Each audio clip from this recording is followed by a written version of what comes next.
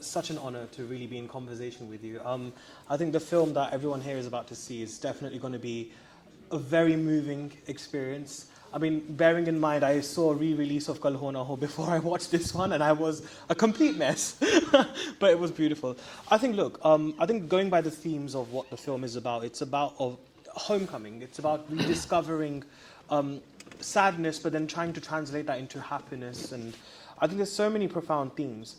How has that clarity of mind of you as an artist really helped in doing that as well on screen? Yeah, like you said, when I read the script, there's so many things that I could relate to.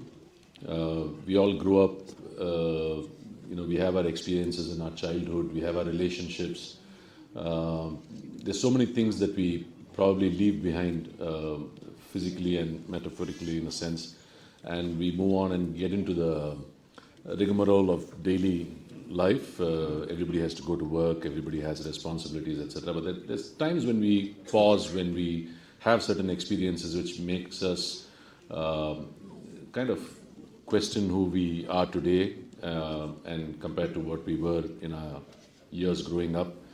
So I think that is what this film is about, to rediscover your innocence, your childhood, your relationships that you lost, and find a meaning and a better purpose to living. So, I mean, from what I've seen of your films, I feel this whole sort of concept of internal battle, or this sort of inner emotions that you have. I mean, I think one of my favorite films of yours is Dear Dad as well. I absolutely love that. I think that was a very underrated work of yours. You've always had this sense of conflict, internal conflict.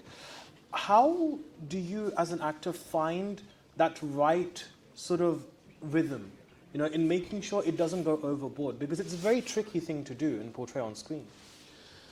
Yeah, the rhythm is very important. So how do I do it? Just have to make choices while working as to, you got to figure out when you start working on the character as to how you want to portray this and what will benefit the script and the film as a whole.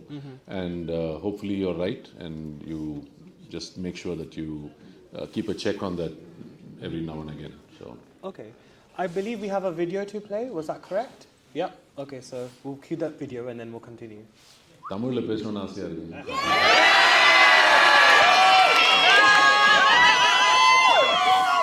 Vanakkam is all I know. Yep. Be quick. இல்ல அவங்க இவர் தமிழ்ல கேட்பாரு, அவங்க முடிச்சிட்டோம். Sorry. Okay. So I think again, speaking a bit more about the internal stuff. I think what I also have said to you as well is I'm a big Mani Ratnam fan, and I think you're definitely a fine discovery by the filmmaker. And he's obviously had this whole beauty of actually showcasing and using love amidst conflict as well as that. So I think for you, how much of that training has that really had an impact as well over the years, and actually finding that vulnerability and using vulnerability as a very important point in your career? You mean the experiences with Mani Ratnam? Yes. So yeah, I started out with him, so obviously I learnt a lot from being around him and understanding how his mind works and how he wants his characters to be portrayed. So a lot of my learning has come from his school.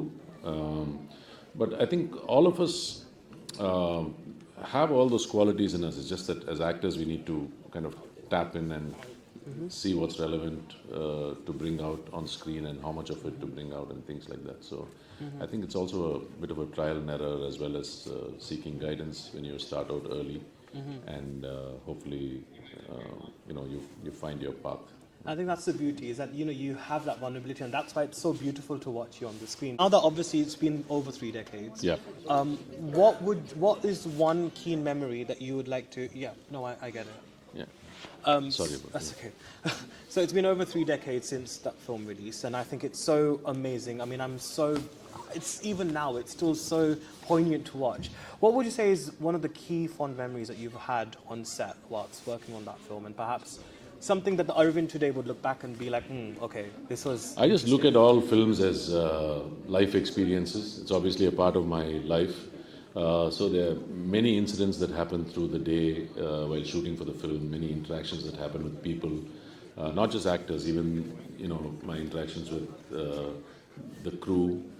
So I've taken a lot of that as a part of my life experience, and hopefully it helps me become a better person or a better actor. So. Well, you really are. You really are resilient, and I applaud you so much for that spirit. So thank you so much. Thank you so much. For joining me. Thank you.